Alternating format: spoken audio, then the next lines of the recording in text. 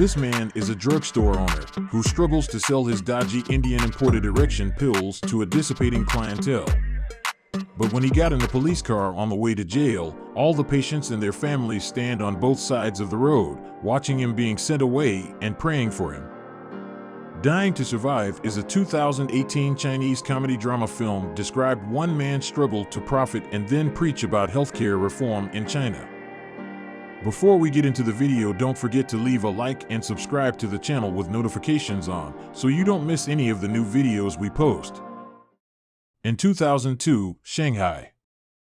The beginning of the film starts with an Indian. Lu Yong is a greasy middle-aged man with a cold business and is bored playing a computer game. He is engaged in a bitter divorce with his ex-wife Lin, who's looking to move overseas and take their young son, Xiaoshu, with her.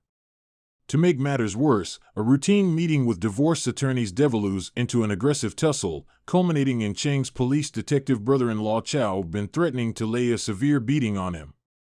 Meanwhile, his father, who had been bedridden for years, suddenly became critically ill, but Cheng Yong was so poor that he could not even afford to pay the rent for the store, not to mention the high hospital expense. Broke and faced with estrangement from his young son, Cheng Yong discovers a potentially booming underground market for cheap medication to treat chronic myeloid leukemia. As last-minute opportunity comes, he meets the eccentric Lu Yong, a CML sufferer who inspires him to try and reinvigorate his sagging finances by importing a generic brand of CML medication from an Indian pharmaceutical manufacturer that sells it for a fraction of the cost of its absurdly overpriced counterpart. The price of some leukemia-specific medicine is extremely high in China. A lot of patients cannot afford to consume like this patient. Through the channel of the Indian pharmaceutical manufacturer, he was able to smuggle the CML medication at the price of 500 yuan per bottle and sells them at 2,000 yuan per bottle, which with the Chinese pills price of 37,000 yuan per bottle. But the prerequisite of the manufacturer is to sell 100 bottles of the drug within a month, hitting a wall when he initially attempts to shift the merchandise. Lu remembered that he knew a group leader of leukemia patients. This is Si Hui, an exotic dancer in a bar whose daughter also suffers from leukemia.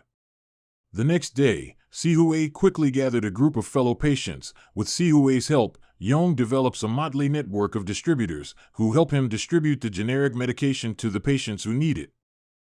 In order to sell more drugs and get the agency, Yong needed an assistant who could speak English. Lu introduced Pastor Lu, who also suffers from leukemia. Lu was reluctant to join them at first. Here's the funny part, Yong told Lu, "God says, if you don't go to hell, no one will." Finally, Lu is lured by the promise of medicine and money. One day, a yellow-haired boy snatched 3 bottles of medicine from Yong's hand. When Yong and Lu caught him, they found that he was also a poor leukemia patient who had run away from home at a young age in order not to bring trouble to his family. In this way, the 5 forms of medicine daredevil. Yong earns large profits from his smuggling operation. A couple of months later, the agent who sold the legal version called the police. The chief assigned Yong's ex-wife's brother, Detective Chao, to investigate this matter.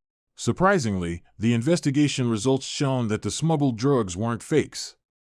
But the director believes that drugs that are not on the official drug list are fakes and must be dealt with. Here's a scene that takes place in a bar where Si Hui's manager asks Si Hui to dance on stage and Yong relieves Si Hui. He dumped a handful of money to the manager and told him to go on stage and dance by himself.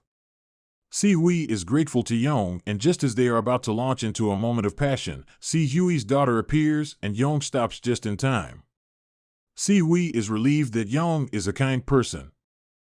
Lu's wife is also very grateful to Yong for saving their family. Their young son would have lost his father if Yong had not provided the medicine to keep him alive. A few days later, several patients' families found Yong, saying that their elderly had adverse reactions after taking the medicine, saying that the medicine was fake. They found a counterfeit Chinese medicine with the price of 2,000 yuan per bottle appears in the market. Patients feel sick after taking the counterfeit pills, and the police start to monitor the market for fake medicines. Zhang, who is the biggest seller of the Chinese counterfeit medicine, hides from the police. He finds and threatens Yong and buys Yong's whole stock of Indian pills for 2 million yuan, which means he becomes a very rich person, and he spends that money operating a garment factory.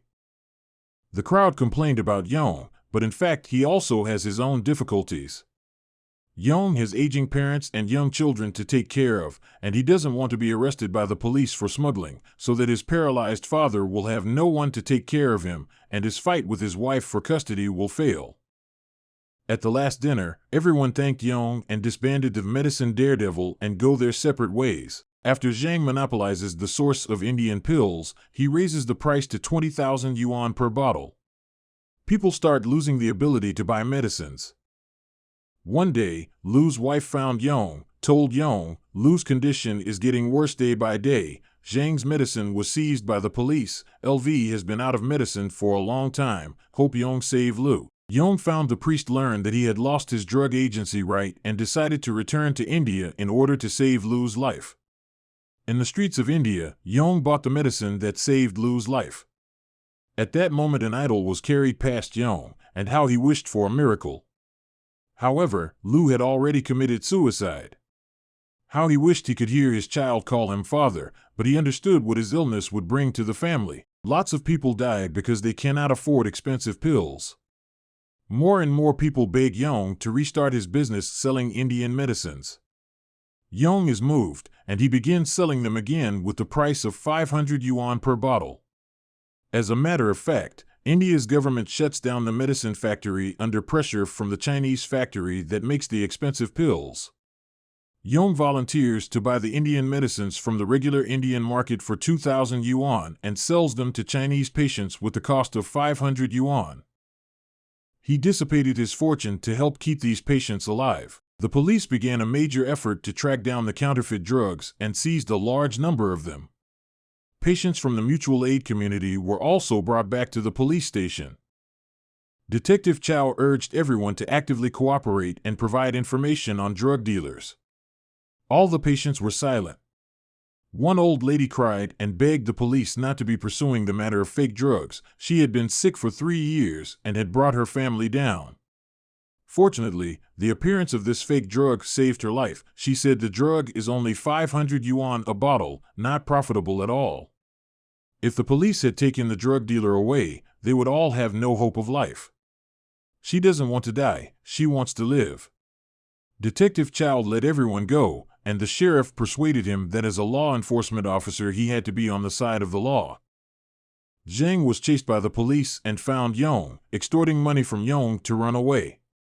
Zhang learned of Yong's righteous deeds and persuaded Yong that there is only one disease in this world, poverty.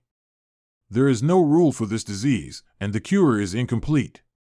He persuaded Yong to give up, and this did not shake Yong's determination. After Zhang was arrested, he did not expose Yong. But Detective Chow found traces from the previous statements and he approached Yong. He began to suspect Yong. In another scene, the yellow-haired kid had cut his hair short and he was ready to go home to see his parents after helping Yong unload the medicine from the port. Unfortunately, this is his permanent farewell. He saw the police preparing to arrest Yong, so he drove to distract the police, but unfortunately hit an oncoming truck and died instantly. Yong heard the news, rushed to the hospital, like crazy pressed Detective Chow against the wall, kept shouting down, "He is only 20 years old, he just wants to live, what's his crime?" Chow was twice silent like the rest of us, his heart quivered and he experienced self-doubt. Once beating his chest to crack down on the fake drug ring, he found himself unable to bear the truth, unable to tell right from wrong. After this incident, Yong became more determined to help leukemia patients. He sold the medicine that he bought for 2,000 yuan to the patients at a low price of 500 yuan, backing up hundreds of thousands of dollars a month.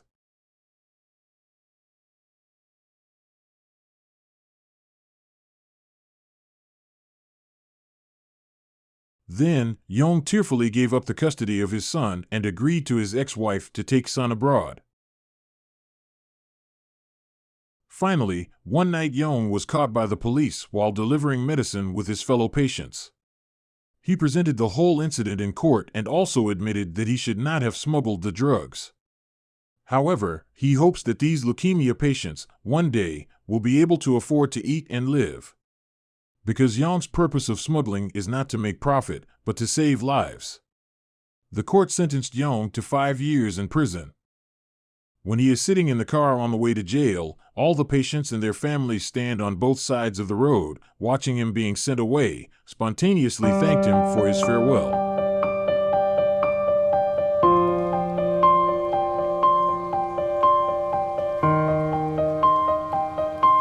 Years later, the government releases Yong early because his smuggled medicines helped a lot of patients and because of his good behavior in jail. The medical system had improved since his arrest, and more patients with chronic myeloid leukemia received help and support from the government. A money-making scheme turns into a life-changing crusade in Dying to Survive, a dramedy loosely based on the true story of a Chinese man whose illegal importation of affordable generic drugs vastly improved the lives of many leukemia patients. This film is a classy crowd pleaser and an interesting example of a Chinese film that shows public protests and casts officialdom in a frequently unflattering light, yet still received the stamp of approval from state censors. A talented ensemble cast gives every type of viewer their own particular kind of character to love the most. Particularly Lu Yong, a critically ill patient desperate to stay alive for his infant son, and both the first and last meeting between Yong and LV. LV invites Yong to eat oranges, an easy-to-survive fruit that in this case symbolizes a tenacious desire to survive. When Yong was in India to buy medicine, he encountered 2 Buddha statues. One was Shiva, representing destruction and rebirth, also alluding to the departure of Lu and the rebirth of Yong. The other one is the Indian god of medicine, which also implies that Yong also became the god of medicine at that moment to save CML patients. At the same time, the mask is a symbol of trust from CML patients. The first time LV saw Yong, she took off her mask, which represented her trust in Yong. Later, when Yong decided not to sell drugs anymore, LV brought the mask up when he left, signifying the dashing of hopes. When Yong was imprisoned for selling smuggled drugs, the patients came to see him off and took off their masks for him, expressing the highest tribute to him from CML patients. Tell us about what you think about this movie, and which you would want to come through the comments section. Do not forget to hit the subscribe button as more exciting videos are on the way.